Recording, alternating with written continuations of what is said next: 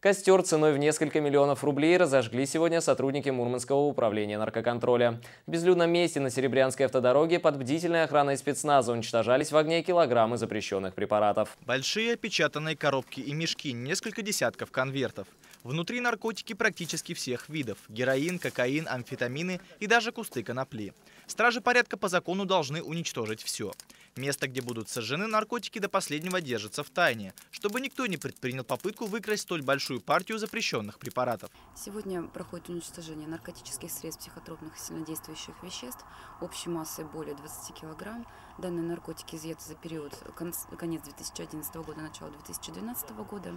Уничтожение проходит под надзором специальной комиссии. Специалисты следят, чтобы все наркотики, согласно приложенным документам, были сожжены. Среди запрещенных препаратов есть и особо крупная партия – почти 16 килограммов. Эти наркотики, смесь препаратов амфетаминовой группы, были изъяты в Североморске. Да, его много. Надо подбавить, мне кажется, его слишком много, надо...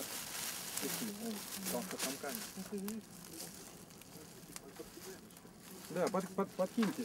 И здесь то же самое, да? Да. Несколько военнослужащих организовали канал поставки запрещенных препаратов в нашу область. Сейчас всем им уже вынесен обвинительный приговор. Кто-то проведет за решеткой 8 лет, а организатор группы 10 лет. Это просто семена. А эта партия конопли была изъята в Мурманске. Стражи порядка посетили квартиру подозреваемого, чтобы расследовать кражу телевизора, а обнаружили настоящий незаконный сад. Ориентировочную стоимость всех уничтоженных сегодня наркотиков даже специалисты не берутся назвать. А если сложить наказание из приговоров судов, по которым доказательствами послужили эти запрещенные препараты, то преступники за их распространение проведут за решеткой в общей сложности более 200 лет. Антон Желонкин, телекомпания Arctic TV.